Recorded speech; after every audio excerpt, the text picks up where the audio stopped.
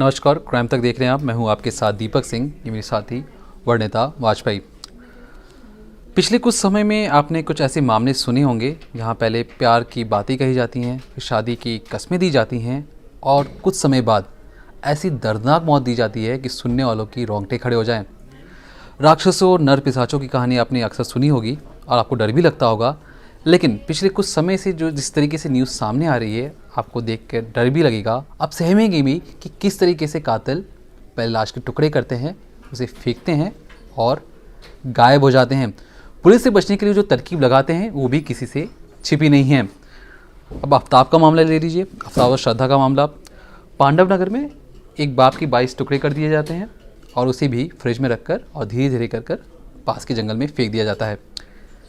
एक ऐसा ही मामला कोलकाता से भी सामने आया, जहां पर एक बेटे ने अपने बाप की 6 टुकड़े कर दिए।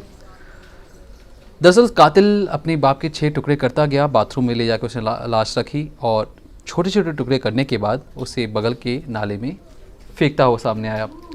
तो जिस तरीके से हैवानियत सिर चढ़कर बोल रही है इन कातिलों के, इनके पीछे मानसिकता क्या है और ये लोग ऐसा क्यों करते हैं, ये हम समझेंगे। लेकिन पहले जान लेते हैं कुछ ऐसे मामले जिसे सुनकर आपकी रूह तक कांप जाएगी। ये जो दीपक ने बताया कोलकाता वाला केस, इसमें अगर हम गौर करें तो सबसे जो अहम बात है वो ये बात है कि जो लड़का है जिसने अपने पिता के टुकड़े किए, उसने पुलिस को यही बताया कि उसने श्रद्धा वाला मैटर देखा, श्रद्धा वाली जो न्यूज़ है वो पढ़ी, वो खबर देखी कि उसमें किस तरीके से उसने लाश को छुपाया।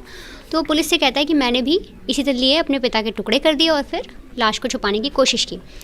ये जो भी हमने खबरें देखी, आप पांडव नगर की ले लीजिए, श्रद्धा ले लीजिए, हाल ही की हैं, लेकिन देश में इससे पहले भी इससे भी ज़्यादा भयानक वारदातें हुई हैं जिन्हें सुनने के बाद हर किसी की रूह कांप गए। आप सोचिए, क्या कोई किसी शख्स के, किसी के शरीर के 300 टुकड़े कर सकता है?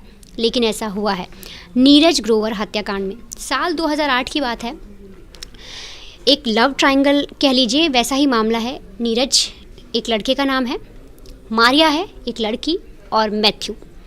मारिया और मैथ्यू की इंगेजमेंट हो चुकी है, सगाई हो चुकी है। मैथ्यू इस वक्त कोची में है और वो अपनी गर्लफ्रेंड को कॉल करता है तो अक्सर वो देखता है कि नीरज गर्लफ्रेंड के इर्द गिर्द ही है। हमेशा उसे उसके घर से किसी मर्द की आवाज़ आती है। अब एक बार क्या होता है कि मारिया अपना जो घर है वो शिफ्ट कर रही होती है, इसके लिए वो नीरज को बुलाती है हेल्प के लिए। उसी वक्त कोची में बैठा मैथ्यू अपनी गर्लफ्रेंड, जिसके साथ उसकी इंगेजमेंट हुई, मंगेतर को कॉल कर देता है। पीछे से फिर से लड़की की आवाज़ आती है। अब वो पूछता है कि वो कौन है, तो मारिया बताती है कि नीरज है, हेल्प के लिए बुलाया है। मैथ्यू का दिमाग ठनक जाता है। वो उससे तुरंत बोलता है कि मुझे कुछ नहीं पता, तुम फटाफट अभी उसे घर से बाहर निकालो। मारिया कहती है अभी मैं कैसे मना कर दूँ उसे, अचानक से कैसे बोल दूँ, दोस्त है। मैथ्यू इस चीज़ पर काबू नहीं कर पाता, उसका दिमाग सनक जाता है। वो तुरंत फ्लाइट करता है वहाँ से, मारिया के घर आता है। घर आने के बाद लड़ाई होती है सबके बीच में, नीरज से भी लड़ता है और इसी गुस्से में जो मैथ्यू है वो नीरज पर चाकू से अटैक कर देता है। चाकू से अटैक करने के बाद नीरज की मौत हो जाती है, नीरज मर जाता है। अब उसके बाद हत्या तो कर दी, लेकिन ये दोनों सोचते हैं कि अब करें क्या, किस तरीके से हम खुद को बचाएं। तब मैथ्यू जो नीरज है उसके बॉडी के आरी से 300 टुकड़े करता है। 300 टुकड़े करने के बाद अब सबसे बड़ा ये सवाल था कि किस तरीके से इन टुकड़ों को छुपाया जाए, क्योंकि आपने किसी इतनी बड़ी बॉडी को काटा है, एक इंसान है उसकी पूरी बॉडी को काटा है, 300 टुकड़े किए हैं, अब कैसे छुपाएंगे? तो उसके लिए वो प्लास्टिक बैग लाते हैं, छोटे छोटे टुकड़े उन प्लास्टिक बैग्स में रखते हैं और फिर उन्हें ले जाकर धीरे धीरे जो जंगल का एरिया हो गया, सुनसान एरिया हो गया, वहाँ फेंकना शुरू कर देते हैं। अब इसमें आप सबसे बड़ी एक बहुत अहम चीज़ देखिए कि जो कातिल हैं अगले दिन बहुत एकदम नॉर्मल बिहेव करते हैं, जैसे आते हैं अपना काम करते हैं, अपनी गर्लफ्रेंड से मिलते हैं, फैमिली से मिलते हैं, दोस्तों से मिल रहे हैं, बिल्कुल नॉर्मल रूटीन चल रहा है। मतलब उनके माथे पर शिकन तक नहीं है। उनकी एक मेंटालिटी समझिए कि कितनी बड़ी चीज़, एक रात पहले अगर किसी ने किसी का कत्ल किया फिर उसके टुकड़े तक कर दिए, उसके अगले दिन वो इतना नॉर्मल कैसे जी सकते हैं? किस तरीके से कोई इतना नॉर्मल हो सकता है? जैसे श्रद्धा के केस में आफ्ताब इतने लगातार 6 महीने से वो इतनी नॉर्मल लाइफ जी रहा था, गर्लफ्रेंड भी बना रहा है, घर भी बुला रहा है। तो सेम नीरज ग्रोवर हत्याकांड में भी यही हुआ कि वो लोग टुकड़े फेंक देते हैं। अब जब पुलिस छानबीन करती है तो पुलिस को पहले तो कुछ नहीं मिलता, लेकिन सीसीटीवी और इन सब के आधार पर नीरज का पता लगता है कि उसके फ्लैट पर आया था। फिर सिक्योरिटी गार्ड जो फ्लैट में रहते हैं उन सब से पूछताछ होती है तो पता लगता है कि वो बताते हैं कि हमने मारिया मैडम और उनके साथ एक आदमी था, उसको कुछ बैग ले जाते रात में देखा है। अब जब पुलिस को बैग वाली बात पता लगती है तो और पूछताछ होती है। तो इसी तरीके से जब पूछताछ करके सीसीटीवी देख के जब पूरी चीज़ें पुलिस पूछती है तो मारिया जो है वो टूट जाती है और पुलिस को सारा सच बता देती है। वो बता देती है कि हमने नीरज की हत्या की है और हमने ही उसके टुकड़े किए, काटे, और ये शक का मेरे जो मंगेतर हैं उन्हें शक हो गया था। इस तरीके से केस तो सुलझ जाता है, क्योंकि इसके अंदर जो बहुत सारे जो सबूत थे वो मिल गए पुलिस को, एविडेंस की कमी नहीं थी। लेकिन अभी आफ्ताब के केस में देखें तो एविडेंस पूरे तरीके से नहीं मिले हैं। तो यहाँ पर आप ये देखिए किस तरीके से उस वक्त, उस टाइम पर 2008 में 300 टुकड़े कर दिए गए। 300 टुकड़े करने के बाद उन्हें छुपाया भी गया और इस पूरे केस को मतलब कहीं ना कहीं ये रोंगटे खड़े कर देने वाली वारदात थी। अब जब भी आपने ये जो पूरा मामला सुना ये 2008 का था, अब आते हैं 2 साल बाद यानी 2010 में। आफ्ताब वाला मामला जिस तरीके से 35 टुकड़े कर कर उसकी बॉडी पार्ट्स को फ्रिज में रखा गया, ऐसा आफ्ताब का कहना है। कुछ ऐसा ही मामला देहरादून में भी हुआ, जहाँ पर एक बीवी की 72 टुकड़े कर कर फ्रिज में रखा गया और कुछ टुकड़ों को धीरे धीरे कर कर रात के अंधेरे में जंगल में फेंका गया। ये कुछ ऐसा ही मामला था जिस तरीके से आफ्ताब श्रद्धा की बॉडी पार्ट्स काट कर फ्रिज में रखता और रात के अंधेरे में फ़ायदा उठाकर वो फेंका था। दरअसल राजेश गुलाटी और अनुपमा दोनों हस्बैंड वाइफ थे, देहरादून में रहते थे, घर पर परिवार बच्चे भी हैं, खुशहाल माहौल लगता था। कोई भी देखा करता था, उससे लगता कि परिवार बहुत खुशी है। लेकिन घर के अंदर जो चीज़ें चल रही थी शायद ही किसी को बाहर पता थी। 18 अक्टूबर 2010 को अनुपमा और राजेश गुलाटी के बीच में जमकर झगड़ा होता है। राजेश गुलाटी अनुपमा को धकेलते हैं, अनुपमा नीचे गिर जाती है। फिर भी इस पर भी राजेश गुलाटी का गुस्सा शांत नहीं होता। वो अनुपमा का गला दबाकर उसे मौत के घाट उतार देते हैं। अब मौत तो हो चुकी थी, तो उन्होंने क्या किया, अपनी बीवी के 72 टुकड़े करना शुरू कर दिया। अब जिस वक्त ये चीज़ें हो रही थी उस वक्त घर पर मौजूद थे बच्चे भी, तो बच्चों को से छिपाकर उसने लाश बाथरूम में ले गया और टुकड़े कर करके फ्रिज में रखता भी गया। अब अगली सुबह वो बच्चों को उसने स्कूल भी भेजा और ख़ुद भी ऑफिस दफ्तर गया। लेकिन रात के अंधेरे में वो क्या करता, जितनी भी बीवी के बॉडी पार्ट्स थे एक एक करके बॉडी पार्ट्स को वो जंगल में फेंक आता और सुबह होने से ठीक पहले यानी बच्चों के स्कूल जाने से ठीक पहले वापस घर भी आ जाता। बच्ची पूछती कि पापा मम्मी कहाँ हैं, जिस पर राजेश गुलाटी कहती कि मम्मा आपकी नाना के घर पे गई हैं, जल्दी वापस आ जाएंगी।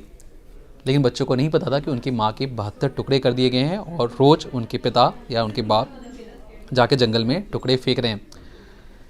एक दिन अनुपमा का जो चचेरा भाई है उससे राजेश गुलाटी पर शक होता है। जो अनुपमा के चचेरे भाई हैं उनकी दरख्वास्त पर या कहें उनकी कंप्लेन पर पहली बार पुलिस जांच में जुटती है।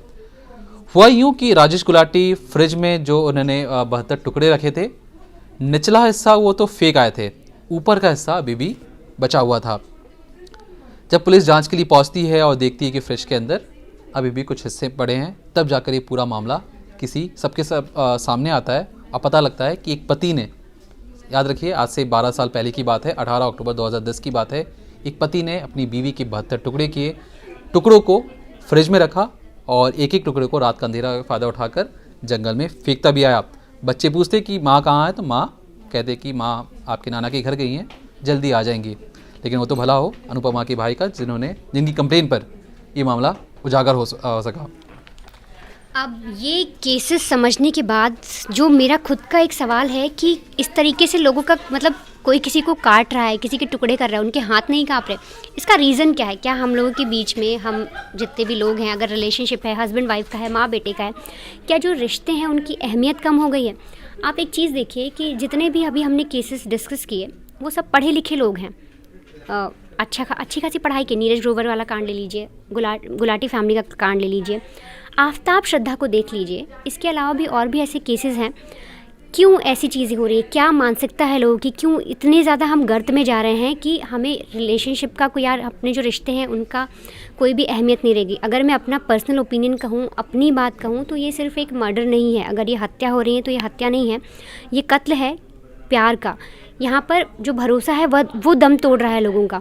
ना किसी को किसी पर भरोसा रह गया है, ना ही कोई प्यार बचा है। इस मामले पे हम आपकी भी पर्सनल ओपिनियन जानना चाहेंगे कि आप लोग इस पर क्या सोचते हैं कि इस तरीके से लोग किसी को भी मार रहे हैं, काट रहे हैं, अपने ही लोग जिनके साथ वो लोग रेगुलर रह रहे हैं, रिलेशनशिप हो, भाई बहन हो, माँ बाप हो, आप उन्हीं के साथ एक घर में रह रहे हो, एक अच्छा बॉन्ड शेयर कर रहे हो, फिर अचानक से कुछ होता है और आप मारते हो। श्रद्धा वाले केस को इससे हम अलग रखते हैं क्योंकि वो एक सोची समझी साजिश है।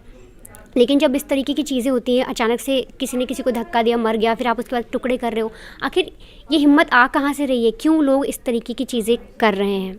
और इसके अलावा एक मेरा और चीज़ ये है कि ये जितनी भी चीज़ें हैं, ये जो भी हो रहा है, तो लोग बचते कैसे हैं? ये मेरा एक पॉइंट है कि कैसे बचते हैं। दरअसल जो ये कातिल हैं ये एक तरीके का नकाब ओढ़ लेते हैं। पहले आपने हत्या की, हत्या करने के बाद एक कोई भी इंसान की प्रवृत्ति होती है कि वो किस तरीके से अपने आप को बचाव कर सके। अब हम इतने मॉडर्न हो चुके हैं या इतने संवेदनशील हो चुके हैं कि हिंसा आ चुकी है हमारे अंदर कि हमें जो चीज़ें लगती हैं कि हमने ये चीज़ें कर दी हैं, हमें उससे बचना कैसे है। जिस तरीके से आपने आफ्ताब का केस ले लीजिए या हमने जितने भी ये भी केसेस आपके साथ अभी डिस्कस किए, उस सब में ख़ास तौर पे देखा गया जो कातिल हैं वो अगले दिन इस तरीके से बिहेव करते हैं कि जैसे सब कुछ नॉर्मल हो, ताकि लोगों को विश्वास दिला सकें कि उनकी ज़िंदगी में सब कुछ नॉर्मल है, बल्कि सब कुछ नॉर्मल नहीं है।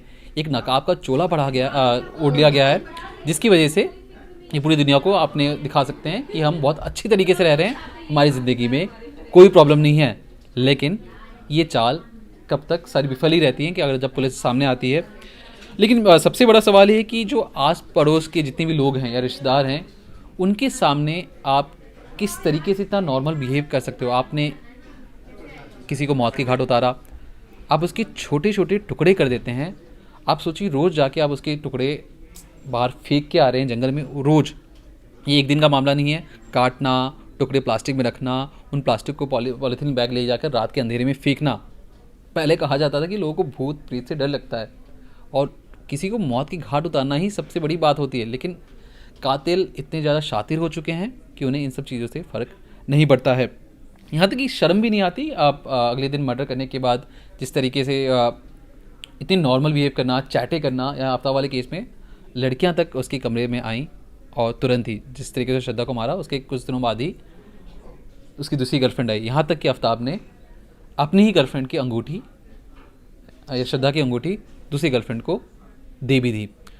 तो जिस तरीके से जो आपने अभी मामला देखा कि कातिल किस तरीके से अपने आप को बचाव करते हैं और अगले रोज़ ख़ास तौर पे अपने को नॉर्मल बिहेव दिखाने की कोशिश करते हैं, तो कहीं ना कहीं अपराधी भी तेज़ तरार हो रहे हैं और वो समझ चुके हैं कि इन समाज में रहते हुए भी अपने आप को कैसे बचाना है। कातिल हैं, लेकिन कातिल की पहचान करना बहुत ज़्यादा ज़रूरी है। इसलिए आपके आसपास जो भी चीज़ें हो रही हैं उस पर निगाहें रखें और सतर्क रहें।